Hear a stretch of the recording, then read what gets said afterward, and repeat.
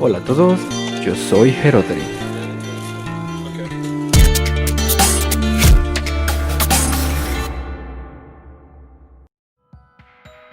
Es uno de los casos más mórbidos que se pueden encontrar en la internet. Un caso conocido, del que incluso se han hecho referencias y películas. La que te voy a presentar hoy es la historia de Robert Christian Hansen, también conocido como el panadero carnicero o el panadero asesino. El horror de Robert Hansen. Robert Christian Hansen fue un asesino en serie estadounidense entre los años de 1970 y 1983. Hansen secuestró, violó y asesinó entre 17 y posiblemente más de 30 mujeres en los alrededores de Anchorage, Alaska, cazándolas principalmente en el bosque con un rifle Ruger Mini 14 y otras armas en particular. Fue el hijo de un inmigrante danés a quien siguió los pasos como panadero. En su juventud era delgado e increíblemente tímido. Era tartamudo y padecía de un severo caso de acné, el cual le dejaría cicatrices permanentes. Fue rechazado numerosamente por las chicas de su escuela. Creció odiándolas y alimentando fantasías de cruel venganza. A través de su infancia y adolescencia, Hansen se describía como una persona callada y solitaria, que tenía una relación disfuncional con su estricto padre. Era frecuentemente acosado en su escuela, debido a sus problemas de acné y por su problema al tartamudear. Pero también fue en aquel tiempo cuando empezó a cazar, y progresivamente encontraría un refugio en ese pasatiempo. Aún con tantos problemas, Hansen no parecía rendirse ante la vida, pues no sería hasta el verano de 1960 donde se casaría con su entonces joven esposa. Pero el 7 de diciembre de 1960, Hansen fue arrestado por incendiar el garaje de los autobuses escolares en el lugar donde trabajaba, perteneciente a la Comisión de Educación del Condado de Pocahontas, Iowa, por lo cual tuvo que cumplir 20 meses de una sentencia de 3 años en la penitenciaría estatal de Anamosa. Su esposa tramitó el divorcio mientras él estaba encarcelado. En años subsecuentes, fue encarcelado varias ocasiones por hurto menor. En 1967 se mudó a Anchorage, Alaska, con su segunda esposa, y también con la cual había contraído matrimonio en 1963, a su vez, también con la que había tenido 2 hijos. En Anchorage fue estimado por sus vecinos e incluso impuso varias marcas locales de cacería. Hansen era de personalidad infantil y obsesiva, y después de lo del incendio, ahora había adquirido la afición por robar. Carecía de necesidades, así que lo hacía por la emoción momentánea del hurto. A pesar de que fue descubierto en varias ocasiones, nadie quiso que pasara a mayores y no se levantaron cargos. En 1967, los Hansen decidieron comenzar una nueva vida y se movieron a Alaska, a la ciudad de Anchorage. Ahí, de nuevo, continuaron los problemas de Robert. Esta vez fue acusado de robar una sierra eléctrica. Fue sentenciado a 5 años de prisión y nuevamente fue estudiado por doctores, quienes diagnosticaron a Hansen que padecía de trastorno bipolar y que requería terapia a base de litio para controlar sus violentos cambios de humor. En una ocasión fuera de la cárcel, Hansen intentó proseguir con su vida matrimonial. Ya era padre de 2 hijos cuando ideó una curiosa manera de hacerse con más dinero. Simuló el robo de una serie de objetos de valor de su casa, los cuales escondió en un área apartada y secreta de la misma. El seguro le reembolsó $13,000, con los cuales instaló un negocio de comida. Entre los objetos reportados como robados se encontraban varios trofeos de cacería, actividad en la que Hansen era una celebridad en la localidad. Poseía un numeroso arsenal de rifles, y era muy comentada la hazaña en la cual un arco y flecha dio caza a una cabra salvaje. La cacería le daba un alto estatus dentro de la sociedad de antaño. La gente consideraba a Robert Hansen como uno de los pilares de su comunidad. Era apreciado y muy respetado. A consecuencia del boom petrolero de Anchorage, chicas jóvenes pronto fueron seducidas con la posibilidad de hacer grandes ganancias, bailando y prostituyéndose en el área. Alrededor de estos lugares aparecieron puestos de revistas, con toda la pornografía imaginable en aquella época. Esos y otros negocios de dudosa procedencia. Los robos, fraudes y riñas proliferaron notablemente. Y fue en este sórdido ambiente donde Robert Hansen acechaba a sus víctimas. El primer incidente ocurrió el 2 de septiembre de 1982, cuando un par de oficiales cazaban en el valle del río Nick, lugar apartado y fuente inagotable de esparcimiento para cazadores profesionales, ya fueran venados, ciervos, osos y cabras salvajes.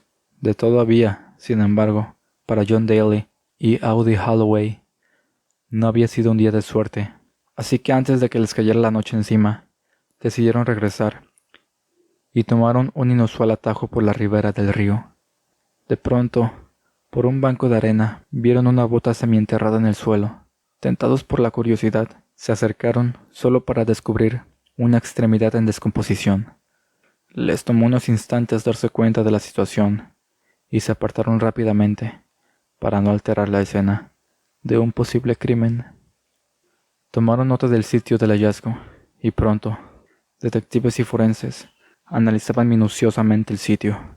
El sargento Rolly Port, experimentado veterano, analizó meticulosamente la escena del crimen hasta que se descubrió un cartucho percutido, calibre .223, de uso común en rifles de alto poder como el M18 y la AR-15.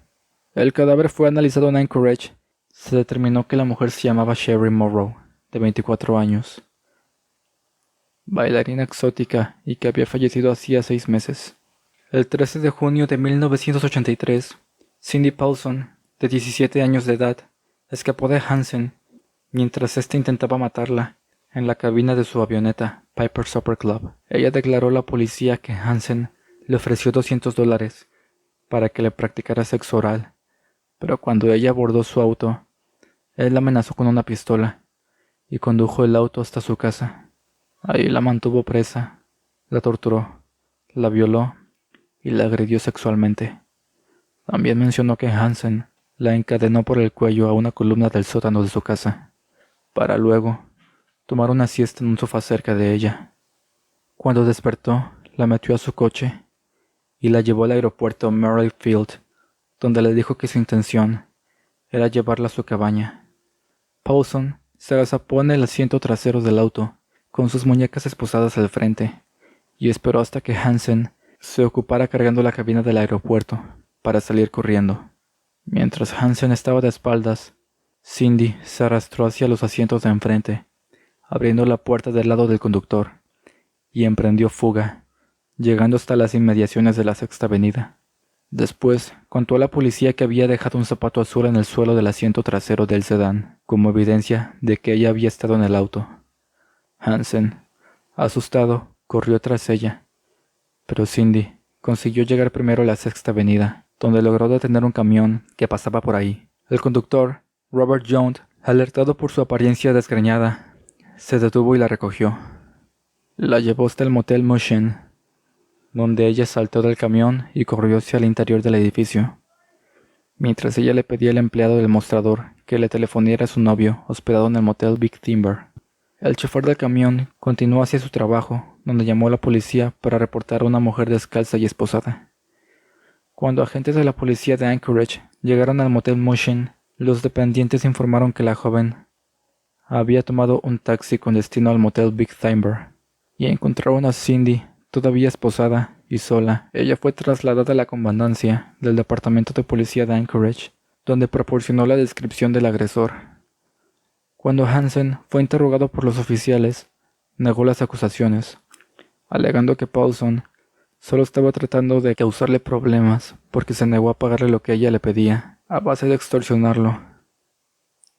Aunque Hansen había tenido varios problemas con la ley, su conducta pasible y su imagen de humilde panadero combinadas con una sólida coartada proporcionada por su amigo John Henning, lo mantuvieron al margen como un serio sospechoso, y el caso se enfrió. El detective Glenn Flood, de la Policía Estatal de Alaska, era parte de un equipo que estaba investigando el hallazgo de muchos cadáveres en y alrededor de Anchorage, Seward y el valle de Matanuska-Susitna. Los primeros cuerpos fueron encontrados por los trabajadores de la construcción cerca de la carretera de Eklutna. El cuerpo fue apodado Eklutna Annie por los investigadores y nunca fue identificado.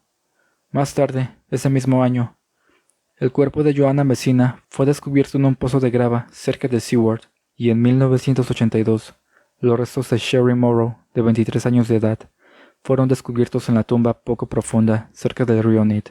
Se contactó al agente especial del FBI, Roy Hazelwood, a quien solicitó ayuda para que éste elaborara un perfil criminal. Basado en los 3 cuerpos recobrados, Hazelwood perfiló al asesino como un experimentado cazador, con baja autoestima, con un historial de rechazo por parte de las mujeres, el cual sentiría una fuerte necesidad de conservar objetos de sus víctimas a manera de souvenir. Como ejemplo, piezas de joyería. También sugirió que el agresor podría ser tartamudo. Usando este perfil, Flood investigó posibles sospechosos, hasta encontrar a Hansen, quien encajaba con el perfil y tenía una avioneta. Apoyado por el testimonio de Paulson y el perfil de Hazelwood, Flood y el Departamento de Policía de Anchorage obtuvieron una orden judicial para registrar la avioneta, el automóvil y la casa de Hansen. El 27 de octubre de 1983, los investigadores descubrieron joyería perteneciente a una de las mujeres desaparecidas, así como también una colección de armas escondidas en una esquina del ático de Hansen. Pero el hallazgo más importante lo constituyó un mapa de navegación del área marcado con pequeñas X, escondido detrás de la cabecera de la cama de Hansen. Cuando fue confrontado por la evidencia encontrada en su casa, Hansen la negó por tanto tiempo como pudo, pero eventualmente comenzó a culpar a las mujeres, intentando justificarse. Finalmente, terminó confesando y admitiendo con cada artículo de la evidencia una ola de crímenes contra mujeres de Alaska, que empezó en 1971. Las primeras víctimas de Hansen fueron jóvenes de entre 16 y 19 años, y no las posteriores prostitutas y strippers que permitieron descubrirlo. Hansen mostró a los investigadores 17 sepulturas en el centro-sur de Alaska y sus alrededores, 12 de ellas que eran desconocidas por los investigadores. Hubo marcas en el mapa de las cuales él se rehusó a aceptar o dar información, incluyendo 3 ubicadas en la Bahía de Resurrección, cerca de Seward. Las autoridades sospechan que 2 de estas marcas corresponden a las tumbas de Mary Thiel y Megan Ermick, a quienes Hansen negó haber asesinado. Las restantes 12 víctimas de probablemente 21 más fueron exhumadas por la policía y regresadas a sus familias. Hansen fue sentenciado a 461 años en prisión, sin posibilidad de libertad condicional. Fue primeramente encarcelado en la penitenciaría de Lewisburg, de Estados Unidos, ubicada en Pensilvania. En 1988 regresó a Alaska para ser encarcelado poco tiempo en el Centro Correccional de Lemon Creek, cerca de Juneau. También fue recluido en el Centro Correccional de Spring Creek, en Seward, hasta mayo de 2014, cuando fue transportado por el Complejo Correccional de Anchorage por motivos de salud. Hansen falleció a la edad de 75 años en el Hospital Regional de Alaska de Anchorage el 21 de agosto del 2014, debido a una enfermedad persistente pero no revelada.